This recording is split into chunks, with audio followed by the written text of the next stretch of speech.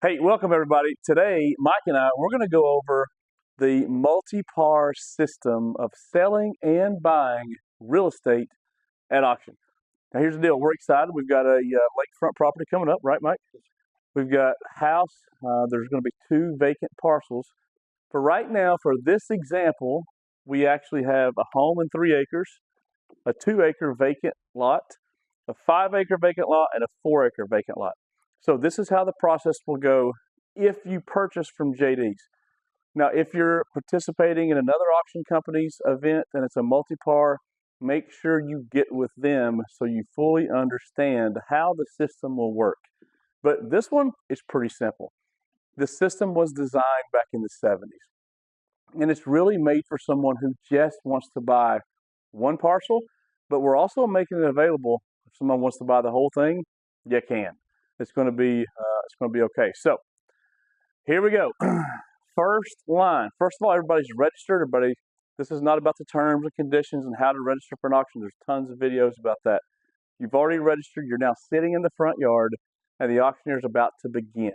Okay, so everybody's got their bidder number. So here we go. Now, it's important to be in this first line.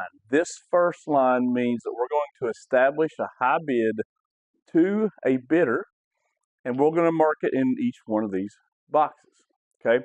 So we have a couple rules throughout the sale. Rule number 1 is the high bidder in the first line has a right to defend their bid throughout the auction entirety.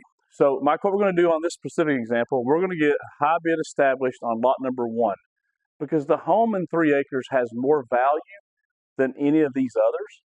So we know that one is going to sell for higher. So the rest of these will be sold at what's called high bidder's choice. Whoever the high bidder is, they get an opportunity to pick whichever parcel they want. So for sake of this video and sake of demonstration, let's assume that we've got a high bid established for parcel number 1. Okay, so for the sake of this demonstration, we're just going to say that the auctioneer has a high bid of $500,000 and it went to bidder number 2. Now, again, it's important for you to be in this first line if you're here just to buy one parcel. Because if you're here to buy more than one, you can group them at a later time. But if you're here to buy only one, once we get into subsequent rounds, by definition, this word, it means more than one. So you're going to have to at least buy 2 parcels. So again, if you're only here to buy the 5 acres, you got to make sure that you're in the first line. If not, you'll have to buy at least 2 parcels in the grouping round. All right, so we have a high bid established for the home in 3 acres at $500,000. The auctioneer is going to start again asking for bids. And again, for the sake of this demonstration, I'm not going to go through that part. I'm going to say we have a high bid of $150,000, and that's bidder number 6. All we're going to do, Mike, is ask bidder number 6, which one do you want? Bidder number 6 is going to come back and say, I'll take parcel number 4. Okay, so we're going to do $150,000. Bidder number 6 takes parcel number 4. Now, Mike, you asked a question earlier. Bidder number 6 could actually take more than one parcel if they want. Okay, so it's high bidder's choice. You can choose whichever one or multiple that you want. But for this demonstration, let's just say that they only want this parcel. Now, we can look at the backup bidder. The backup bidder may, in fact, want one of the parcels at the same price. So let's assume that maybe they do. We're going to say that they're going to take parcel number 3 at $150,000, and that's bidder number 5. All we have left is parcel number 2. If anyone else wants it for $150,000, they can take it. If not, we're going to run it again. Auctioneer is going to start again. Bidding is going to continue. Finally, bidding has stalled. The auctioneer will just stop, and it's at $100,000. Let's just say in this example, bidder number 1's in the lead. So, $100,000 to bidder number 1. Okay, we now have high bids established in the first line for all 4 parcels. The auctioneer at that point is done chanting. There's not going to be anything left to do.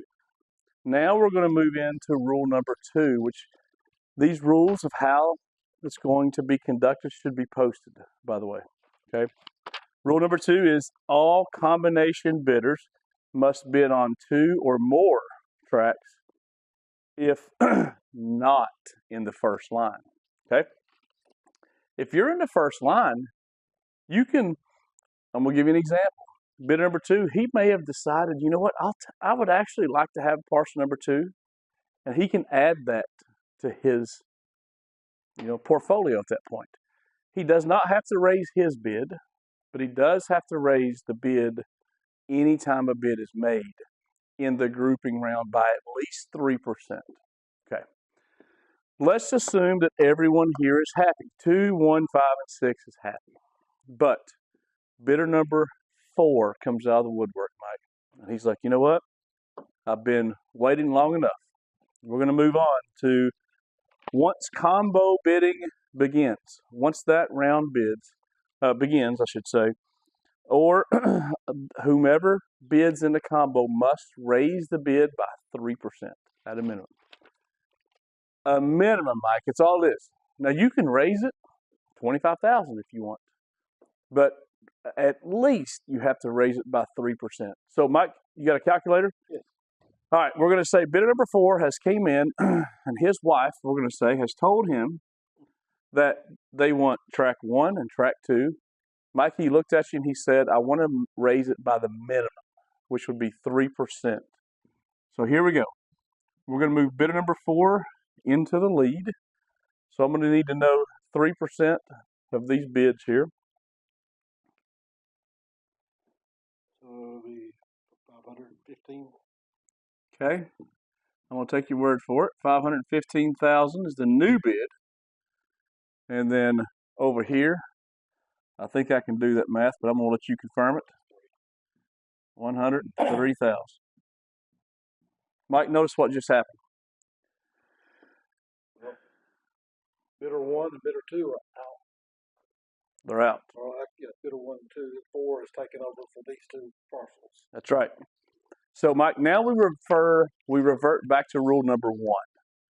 Rule number 1 says, high bidder in the first line has the right to defend their bid throughout the entirety of the auction.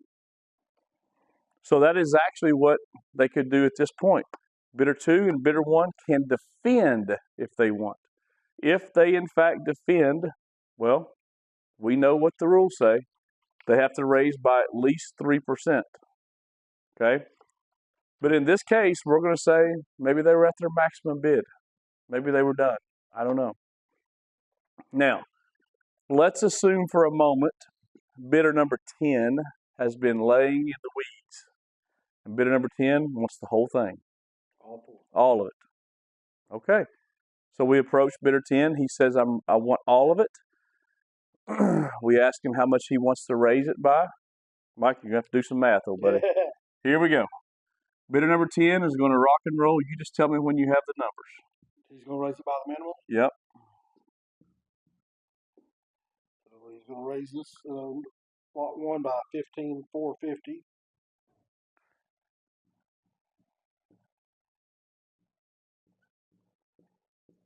Okay. 403. 3%. He's going to raise that one by 3,090. Okay. 150. Yep. And that is $4,500.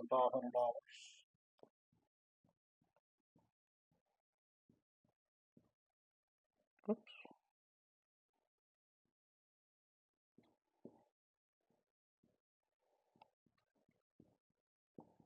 Okay. So, bidder number 10 has moved into the lead and owns all the parcels at this moment. Now, the auction is not open. Okay. I want to make that super clear. Here's the cool news. Bidder 6, 5, 1, and 2, you can still just defend. You do not have to group 2 of these together. And at this moment in time, that's what's happening, Mike. Here we go. Bidder number 5 has decided they want to defend and so has bidder number 6. So 154,500, and they've defended by the minimum. It's another 46.35. You'll have to do the math on that.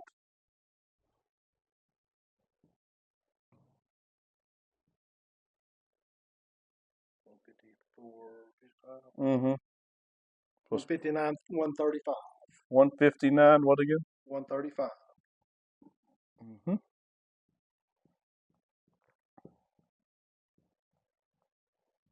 Okay. So bidder number 10 got knocked out of parcel 3 and 4, but bidder number 10 still owns parcels 1 and 2. Bidder 2 and 1, they've decided they're out. Bidder 10 has decided, I'm just going to let bidder 5 and 6 have it.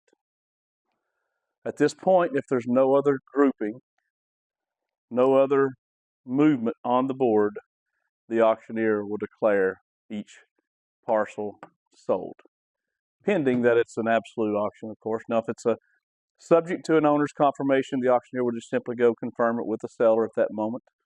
But that's it. That's the structure of how it goes. And of course, check with the auction company. JD's typically will have a 10% buyer's premium, so you're going to add 10% to these final bid prices to determine the total purchase price. But that's it. Mike, you have any questions over that?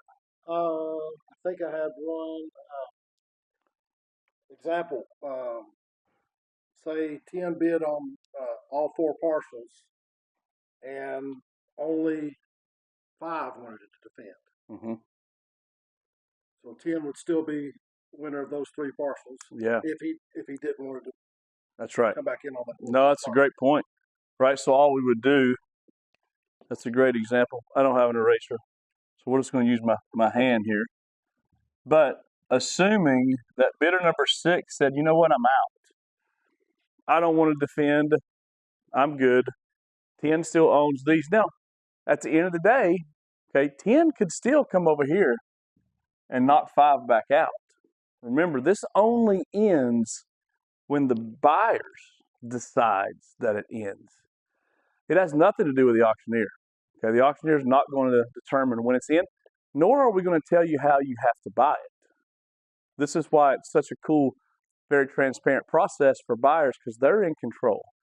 They can decide how and how much they want to pay. Is this live only? Yeah, that's a good question. So this particular one, if you're watching this video, you may have saw the 149 Shelley Drive is where we're going to be selling. So you may have seen that one.